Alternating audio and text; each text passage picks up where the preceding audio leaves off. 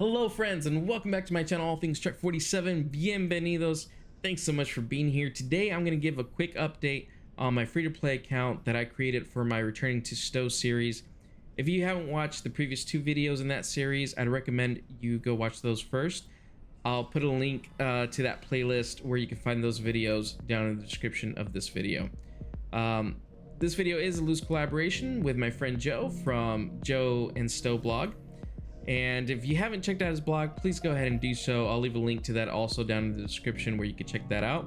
He's also on Twitter giving updates on his progress on his account.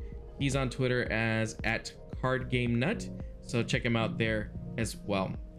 Before we dive in, I'm aware that there are a lot of new things happening in Star Trek Online with the recent release of Star Trek Online Incursion. I'll be covering my take on those new items and the new episodes and the task force operations in my next couple of videos, so be on the lookout for those.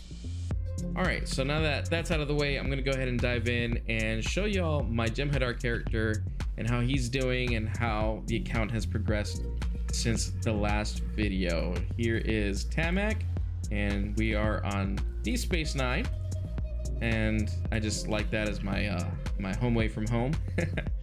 The first thing I want to go over is a couple of free items that I was able to pick up. Let's go here real quick. The first one is the Star Trek Prodigy uniform that Cryptic has given away to everybody with the Star Trek Online account. It's available right now under the promotions tab right here, Star Trek or Starfleet Protostar uniform. I've already acquired this on this character, so it won't let me do it again, but it's already unlocked for my entire account. Don't sleep on this, y'all. Log in, grab the uniform from the promotions tab, and if you don't want to play, just log back out, and but at least you have the uniform claimed for your account. So in the past, Cryptic has given away uniforms, and you've had a limited time to claim the uniforms. I missed out originally on the Picard Season 1 uniform and could not get it. Thankfully, Cryptic gave me a second chance on that one, and I was able to get it for free. They gave everybody a second chance on that one. However, now if you want the uniform from Picard Season 1 and you weren't able to get it the other two times, then you're gonna have to actually purchase it from the Muds bundle. So right now, or Muds Market, sorry. Right now it's free, go grab it. I can't emphasize this enough. The second item that I was able to get was a Tholian Incursion pack from the Alienware Arena. At the time of this recording, there were about 503 keys left. So if you want this, head right over there after you finish watching this video and get a key for your free-to-play account. I've left the link in the description of this video so you can just head right to it. This Tholian Incursion pack gives you a ground non-combat pet Tholian. In fact, he's sitting right there. To see him right there, yeah, and he kind of follows you around, and it's kind of cool. You also get let's see, the Tholian crystalline sword, and it's not going to do massive damage or anything like that, but it can prove somewhat useful in the new King content that we have right now. You could also get an Elite Services pack from this Tholian Incursion pack, and that gives you 36 extra inventory and bank slots, 2 extra bridge officer slots, and 3 captain skill retrain tokens. This part is probably what I find the most valuable of this pack, because an Elite Services pack in the Zen store usually carries the price of 1,000 Zen if there is no sale running. That's roughly $10 US if you wanted to get it from there. So with this pack, I was able to get that for free for my Jem'Hadar character. Let me tell you, I sorely needed the extra inventory and bank slots to store more items, so that's helped out quite a bit. Third item I was able to just get today at the time of this recording. I think it came out today because I didn't see it yesterday. And also you can get it from the Alienware Arena website, and it was this Star Trek Online Borg Assimilation pack. Now this pack gives you a Borg exoskeletal frame, which is bound to your character, a liberated Borg engineering officer that is bound to the account, and there was another thing. there was 12 bank slots also that were account bound.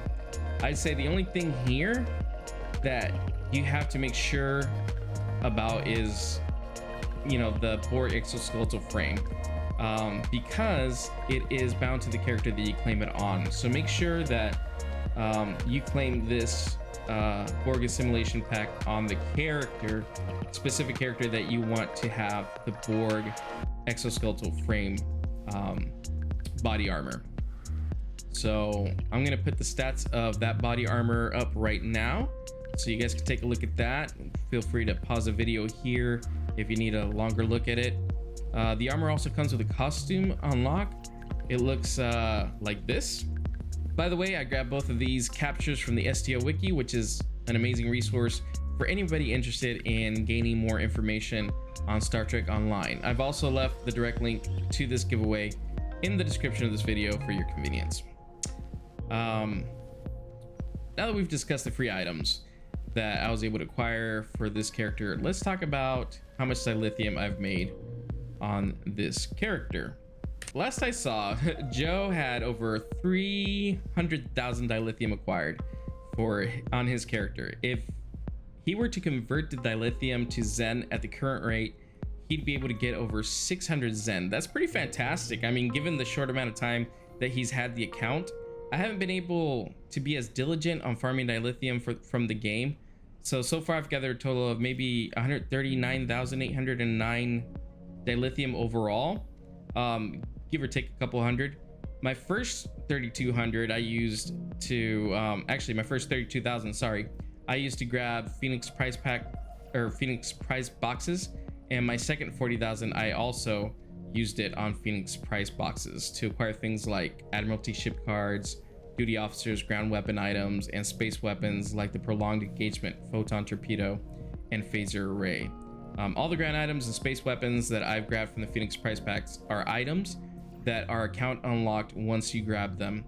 That means that any other character in my account is able to pick those items up for free without having to purchase any of the Phoenix boxes using dilithium.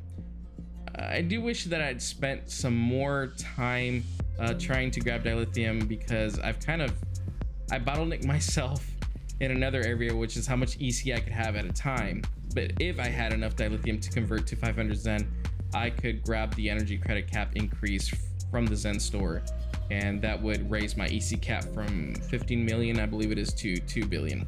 So I've been able to accumulate over 31 million EC total on this character. So that means I've reached the cap twice. And with the EC, I was able to grab some tier 5 lockbox ships from the exchange.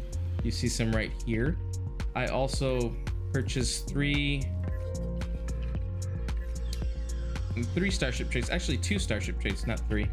Let's take a look at that real quick. If I go to traits, starship traits, I was able to grab this carrier wave shield hacking and programmable matter enhancements, and also a personal space trait that's called intense focus. It gives you some accuracy and shield penetration bonuses. Nothing, you know, earth-shattering or anything like that, but frankly, at the 15 million capacity, it kind of puts me out of reach of some of the good stuff, right? It puts it out of reach of some of the really good items.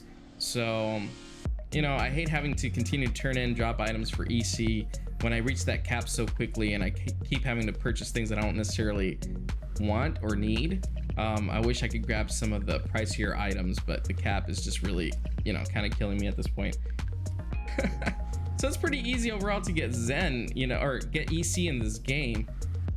So I need to start focusing on really on acquiring dilithium more so that I can convert that to Zen and get that cap increased. Let's take a look at my reputation. So doing pretty good here, especially because of the red alert event that we had with the bonus marks for the past 2 weeks. So that was fantastic. I was able to grind some stuff out. I have 3 of my reps at level 3, the Discovery Legends. I have the Lucari and Gamma Task Force. The reason I focus on some of these is because there are items in there that I really need, especially the Lucari and the Gamma Task Force. They have basically Polaron weapons that are better than what I currently have on my ship, and I really need those. I'm really hitting a wall when it comes to DPS, especially when I'm doing TFO content and stuff like that. So that kind of stinks, you know, but having somewhat better weapons and items is gonna definitely help. So I'll continue trying to level all these up to level 5, because once I do that, any other character on my account, when they're leveling up their reputations, they'll be able to do it in half the time. So, which is fantastic.